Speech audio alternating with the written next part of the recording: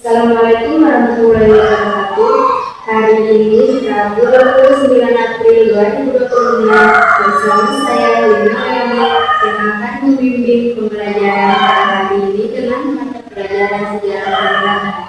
Baiklah, sebelum kita memulai pembelajaran, alangkah baiknya kita berdoa terlebih dahulu. Doa dimulai. Berdoa selesai.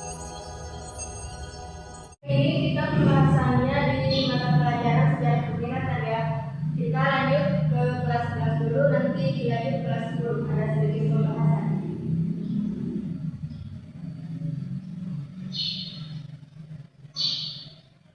Sebenarnya bisa dibaca itu yang poinnya di titik proklamasi.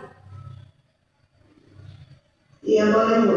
Yang satu ya, Saya perumusan satu aja satu perumusan. Iya itu.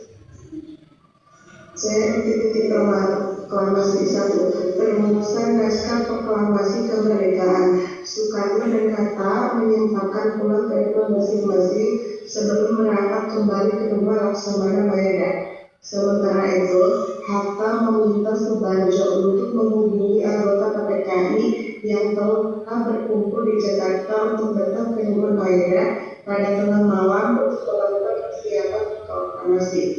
Setelah sampai di rumah Mayada, Soekarno dan Hatta berusaha menemui Mayor Jenderal Nishimura untuk menyampaikan rencana proklamasi kemerdekaan. Namun, Nishimura tidak dapat memberikan jawaban yang memuaskan.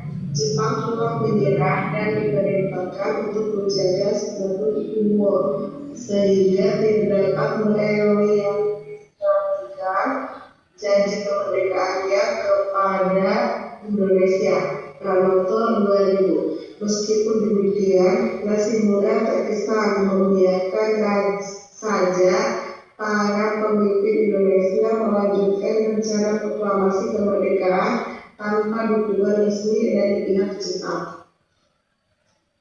Nah, di sini Soekarno dan Hatta udah. Oke, terima kasih. Jadi di sini tentang perumusan naskah proklamasi kemerdekaan, yaitu Soekarno dan Hatta menyempatkan pulang ke rumah masing-masing ya, sebelum berangkat kembali ke rumah Laksamana Mayada.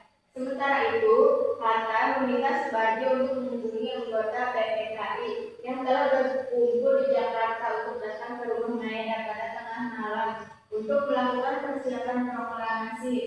Setelah sampai di rumah Mayada, Soekarno dan Hatta berusaha menemui Mayor Jenderal Nishimura untuk menyampaikan rencana proklamasi kemerdekaan. Namun, Nishimura tidak dapat memberikan jawaban yang memuaskan.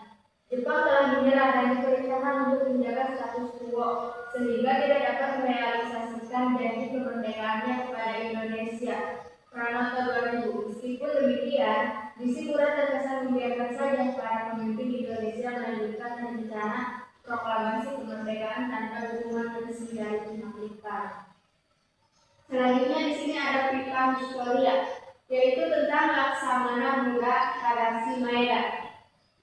Benedict Anderson dalam bukunya yang berjudul Japan in a Time of Revolution, Occupation and Resistance 1944 sampai 1946 menjelaskan secara singkat tentang sosok Laksamana Muda Tadashi Maeda. Dalam buku itu, Anderson menyebutkan bahwa Maeda pernah bertugas di Belanda tahun 1940 sebagai atasé Angkatan Laut Jepang.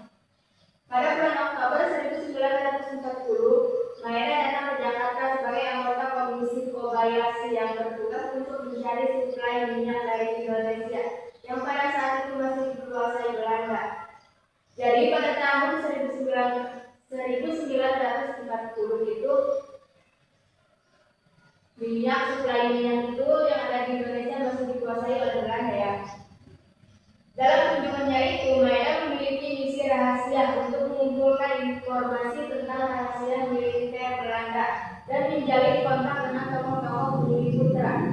Maeda menyelesaikan misinya dan kembali ke Jepang pada bulan Juni 1941. Saat Jepang menjajah Indonesia, Maeda dikirim kembali ke Jakarta pada bulan Agustus 1941. 1942 sebagai Kepala Kantor Penghukum Angkatan Laut Jepang.